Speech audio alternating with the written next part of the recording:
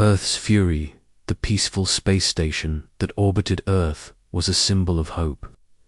It had been the center of intergalactic peacekeeping for decades, bringing together various alien civilizations under one roof. The human peacekeepers, tasked with maintaining balance, were respected across the universe. No one could have predicted that one of them would soon be murdered in cold blood, and the peaceful alliance would shatter in an instant. It all began on a quiet, ordinary morning.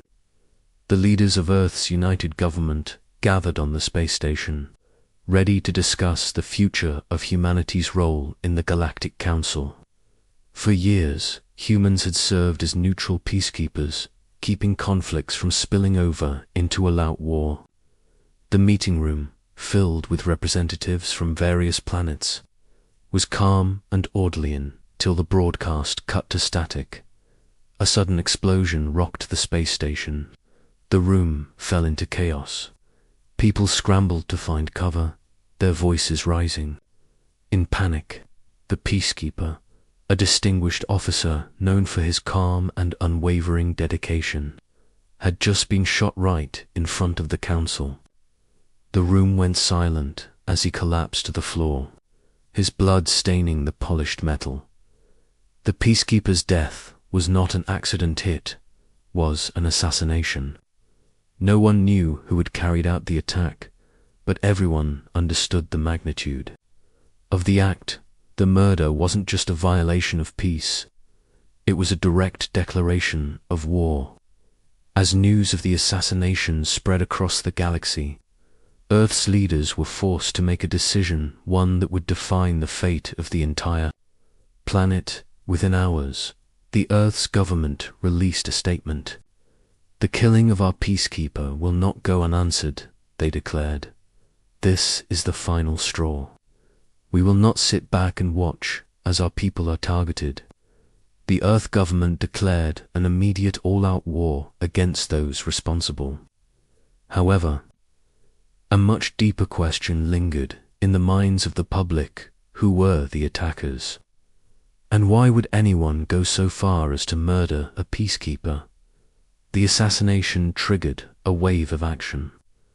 Earth's military, once thought to be merely a symbol of power, began to mobilize its forces. Fighter ships were deployed to space, while soldiers began preparing for a conflict unlike any humanity had ever seen before. With each passing hour, the tension grew. The peaceful existence that Earth had maintained for so long was being replaced by something darker: war that threatened everything. Back on Earth, people were scared, but they were also angry. Streets that were once calm and quiet were now filled with protesters and soldiers alike.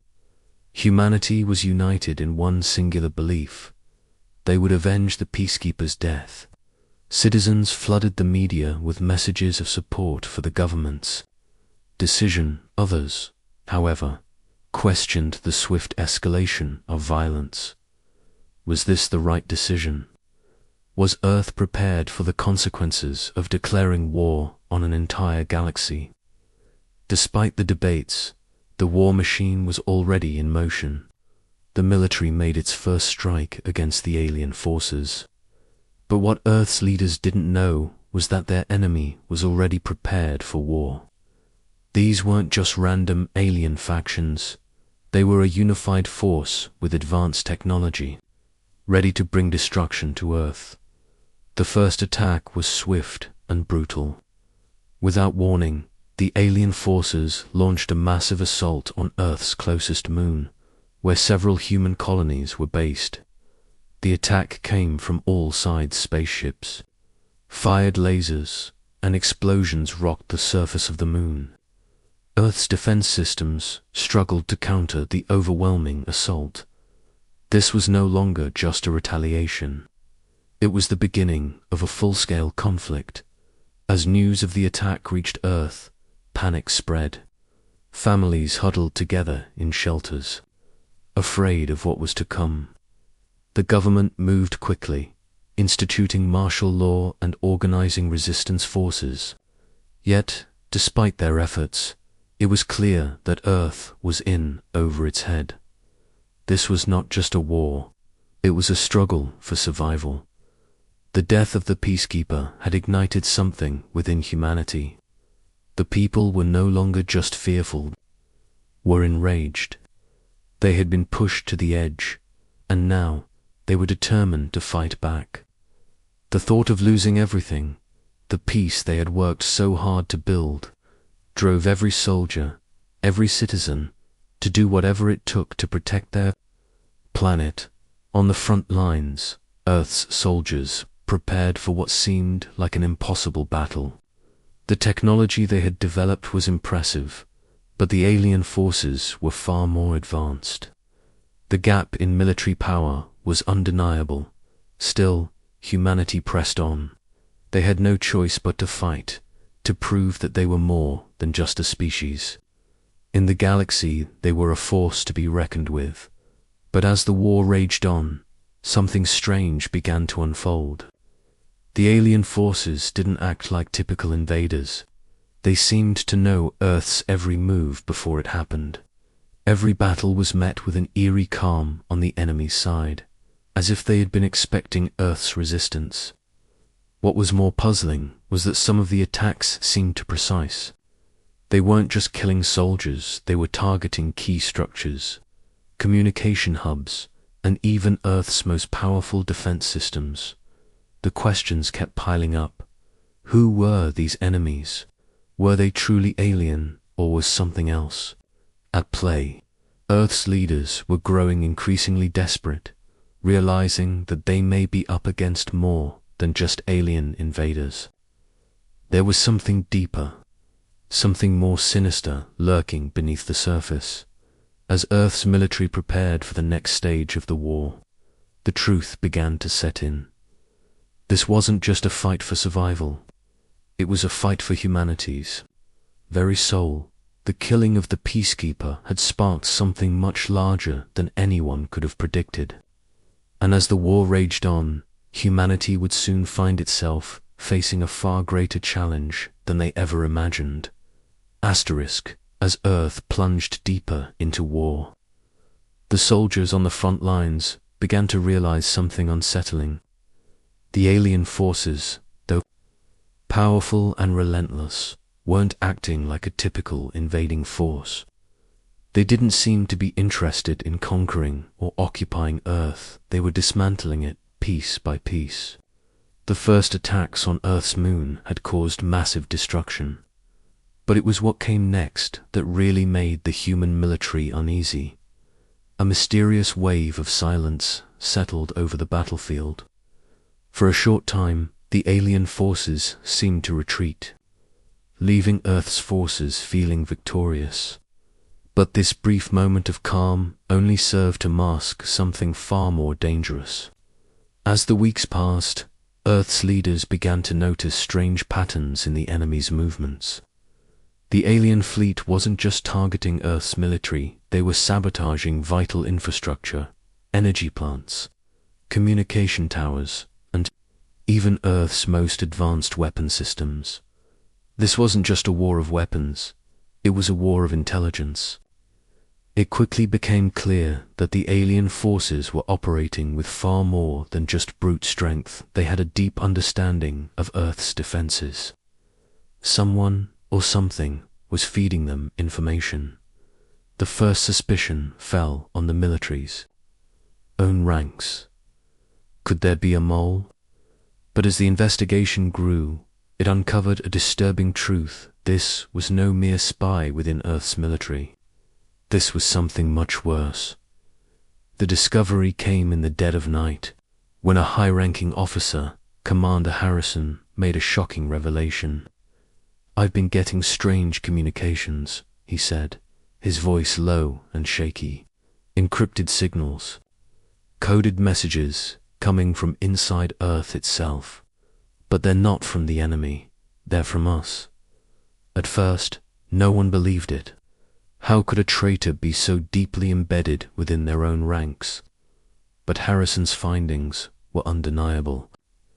Someone in the highest levels of Earth's command had been secretly sending information to the aliens, leaking battle plans and military movements, sabotaging their very own efforts.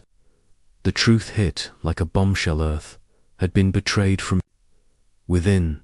Suspicion spread like wildfire. Earth's allies, who had fought alongside them for years, began to question if they could trust Earth anymore. The news was shocking. An enemy within their own government.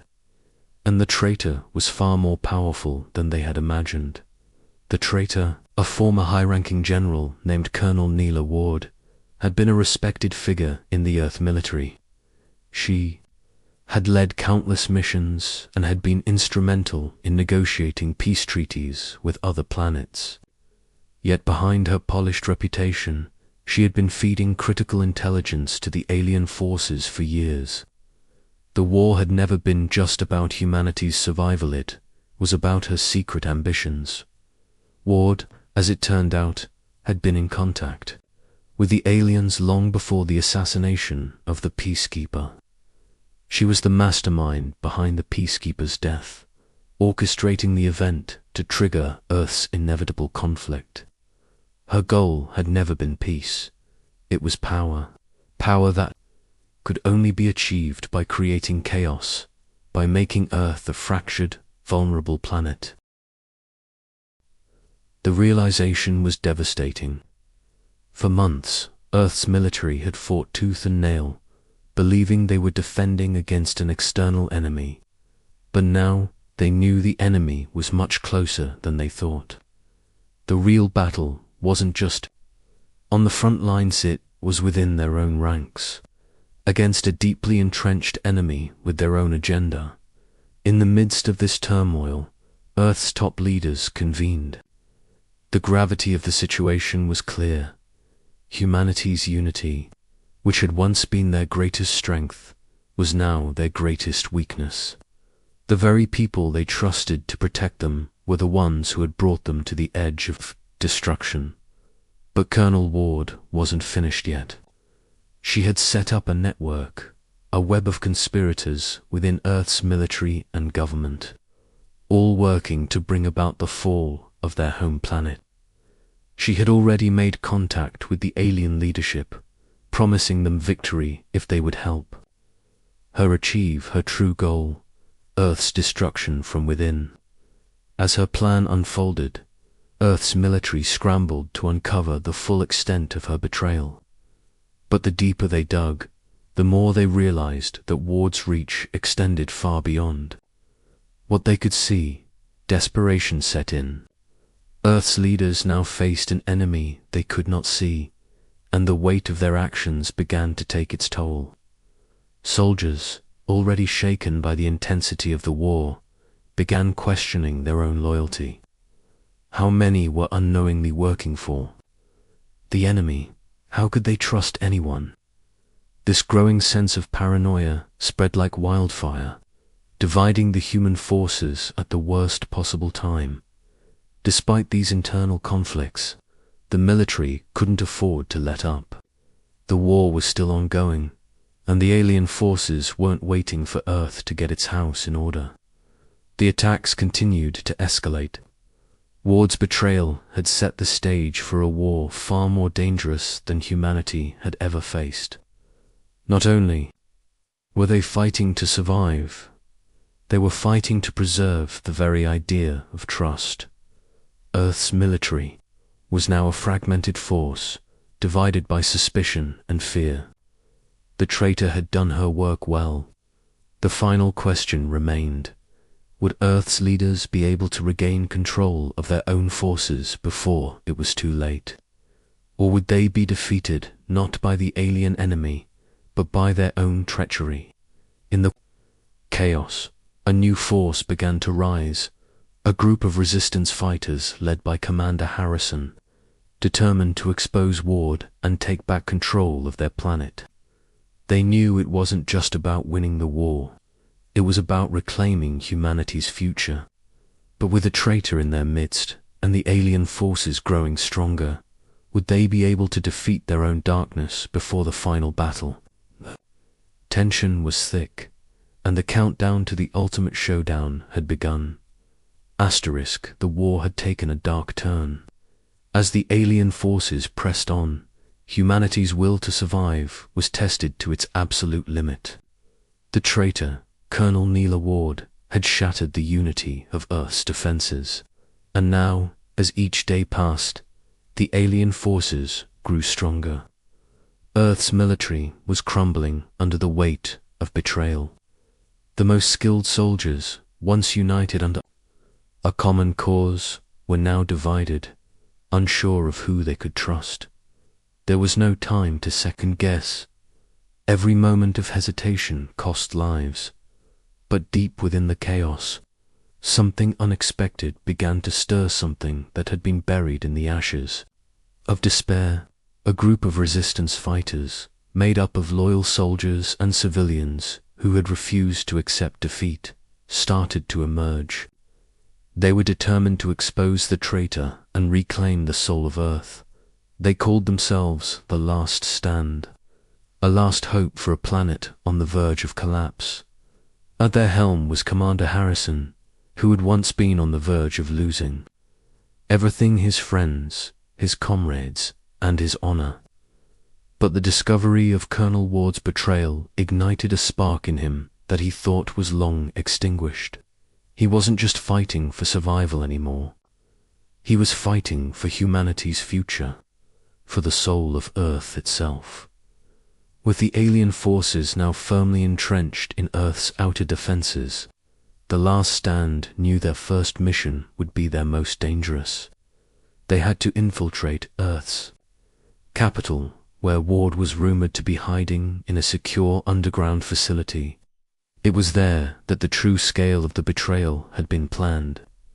And it was there that Earth's last hope would either be dashed or rekindled.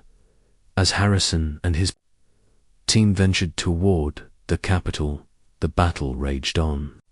The alien forces were relentless, using advanced technology to track every human movement. The skies were constantly filled with their ships. Drones patrolled every corner, and the atmosphere was heavy with the weight of war. Yet, despite all the odds, there was an undeniable sense of purpose among the Last Stand. They fought not for revenge, but for redemption. Their first mission was simple. They needed to stop the alien ships that were heading towards Earth's last line of defense. Final weapon. The weapon had been in development for years, but no one had known its true purpose. The weapon was a defense system so powerful that it could obliterate the alien forces in an instant. But it required a significant sacrifice from the people of Earth to activate. Harrison led the charge, his team armed with old-school weaponry and makeshift armor infiltrated an alien-controlled zone. What they didn't expect was the intensity of the resistance they would face. Alien drones, equipped with intelligence far beyond what Earth's forces had ever seen, seemed to be everywhere. With each clash, the resistance fighters found themselves relying less on brute force and more on wit. They had to outsmart their enemies using their knowledge of Earth's terrain, of the alien weaknesses, and even their enemies' own tactics against them. It wasn't a war of firepower anymore. It was a war of intelligence, of heart, of sheer human will. As they reached the core of the enemy's control center, a shocking twist revealed itself. The aliens had not just been after Earth's resources, they had been searching for a source of untapped energy hidden deep beneath the planet's surface. And it was there, in that energy source, that the fate of both humanity and the alien forces would be decided. But just as hope seemed within reach, a final revelation struck. Colonel Ward, the mastermind behind Earth's collapse, wasn't simply working for the aliens. She had been planning something far more devastating. She was the key to unlocking the planet's core energy, and once she succeeded, Earth would be destroyed. The final weapon wasn't designed to protect humanity, it was designed to fuel a catastrophic chain reaction, wiping out Earth and everything it stood for. As the gravity of the situation hit, Commander Harrison realized that to defeat Ward, they had to destroy the core energy source before she could activate it. But the cost would be high. To save Earth, the last stand would have to sacrifice their own lives. The countdown to the weapon's activation began. Each second that passed seemed like an eternity. Harrison's heart raced as he ordered his team to plant the explosives that would destroy the core. But they were too late. Ward had already arrived, standing in the center of the chamber, ready to complete her twisted plan. A standoff ensued, the fate of Earth hanging in the balance. The battle between Harrison and Ward was fierce, a clash of wills as much as a clash of weapons. Ward, with her years of deception and manipulation, fought with cold precision. But Harrison, driven by the love he had for his planet and the people he vowed to protect, fought with a desperation fueled by a deep, unwavering belief in humanity's resilience. In the final moments, as Ward stood victorious and Earth's core began to destabilize, a final, unexpected move turned the tide. One of Harrison's comrades, a quiet soldier who had been instrumental in the resistance, sacrificed themselves to save the others. They detonated the explosives, sending a shockwave through the facility that disabled the core and stopped the countdown. But the damage had already been done. The energy from the core surged, creating a massive shockwave that engulfed the surrounding areas. The last stand knew their mission had succeeded, but at what cost? The city was destroyed. The landscape of Earth had been forever altered. But as the dust settled and the alien forces retreated in defeat, humanity had survived. The final battle had been won, not by firepower or advanced weaponry, but by the spirit of resistance, of survival, and of sacrifice. Commander Harrison stood, battered and bruised, overlooking the devastation. He could see the signs of hope in the horizon, the sun rising over a broken world, signaling a new beginning. Earth had faced its darkest hour, but in the end, humanity had emerged stronger, ready to rebuild from the ashes. But even as the last remnants of the battle faded, one lingering question remained. Would Earth be able to rebuild? Or would the scars of war run too deep to heal? The battlefield had fallen silent. The devastation was beyond comprehension, but amidst the ruins, Earth still breathed. The last stand had completed their mission, but the cost of their victory had been steep. Earth, shattered by war, was left with only its will to rebuild. The question that now loomed over humanity was whether they could truly recover from the scars left behind. The core energy had been destroyed, but the consequences of that final explosion were far-reaching. Cities were reduced to rubble, ecosystems were thrown into chaos, and millions of lives had been lost. Commander Harrison stood on the edge of what remained of the capital city, his eyes searching the horizon. The once vibrant metropolis was now a haunting shadow of its former self. The air was thick with the stench of smoke and the faint hum of dying power grids. Despite the victory, it felt as though the planet itself mourned. The silent aftermath was a reminder that no warn, no matter how justified, could ever come without consequence. But there was hope in the distance. Earth's survivors began to gather. Civilians and soldiers alike, all of them weathered and battered, but still united by a shared sense of purpose. Harrison knew that humanity's real battle had just begun. The war against the aliens might be over, but the fight to rebuild, to find peace again, would be their greatest challenge yet. Yet, as the sun dipped below the horizon, a strange calm settled over Earth. The alien forces had retreated, not because they had been defeated, but because they recognized the same thing that humanity did. There was nothing left to conquer. The planet, once a beacon of intergalactic diplomacy, was now a ghost of its former self. Its leaders had been wiped out, its military shattered, and its very heart was on the brink of collapse. But Commander Harrison wasn't ready to surrender to despair. He knew that if humanity was to rise from the ashes, they needed to rediscover the very thing that had united them all in the first place. Hope. Days turned into weeks, and slowly Earth's survivors began to rebuild. It was not easy, and it was not quick. The people of Earth had to dig deep, not just into the ground to rebuild their cities, but into themselves. The deep division caused by the betrayal of Colonel Ward had left wounds that couldn't be healed overnight. Trust was something that needed to be earned again. Harrison found himself working alongside old enemies, those who had once questioned his decisions, even those who had fought against him.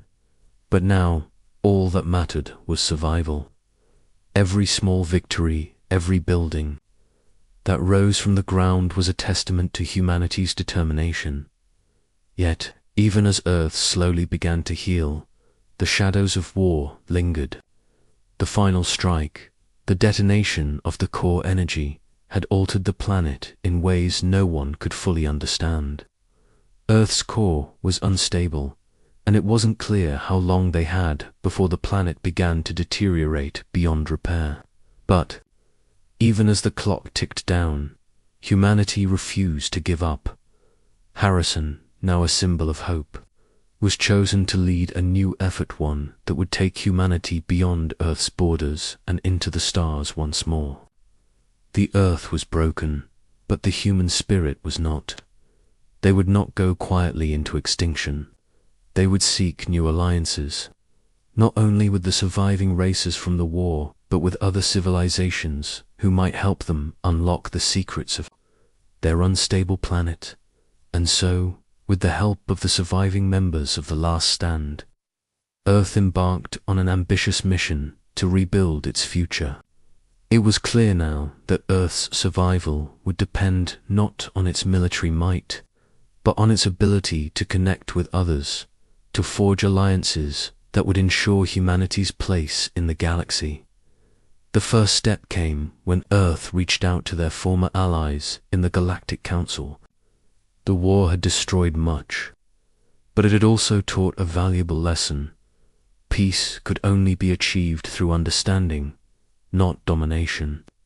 The people of Earth sent a message, one of regret, of hope, and of a willingness to work together toward a better future. They had paid the price for their mistakes, but they were ready to make amends. The response from the Council was unexpected. Rather than rejecting Earth's plea, several races offered their assistance in helping to stabilize the planet's core. They had witnessed humanity's resilience during the war, and while they had no love for the destruction Earth had caused, they respected its will to survive. The second phase of humanity's recovery began. It wasn't just about rebuilding cities, it was about rebuilding trust, forging new partnerships, and understanding that the universe was far more interconnected than anyone had realized. Earth, once divided and broken, now stood on the precipice of something new. The path would be long, and the challenges would be great. But there was one thing Earth had that no enemy or betrayal could ever take away: hope. But even as Earth began to heal, one final question lingered in the air. What would humanity's place in the galaxy be now? With the alien forces retreating, Earth was no longer just a protector of peace. It had become a symbol of survival, of strength in the face of overwhelming odds. The galaxy was vast, and Earth was only one small part of it. Would Earth be able to rise from the ashes, to rebuild, to find a new role among the stars? Or would the scars of war run too deep to ever truly heal? As Harrison stood at the edge of the capital city, watching the sun rise once more over a broken world, he knew the answer was still uncertain. But for the first time in a long time, he allowed himself to believe that humanity could endure. Earth had survived the worst it had ever faced. And with that survival came a new beginning. The last stand had not been just about victory. It had been about proving to the galaxy that humanity could rise, not from the ashes of war, but from the lessons learned within it. Humanity had lost much, but it had gained something priceless, a future, and that was worth fighting for.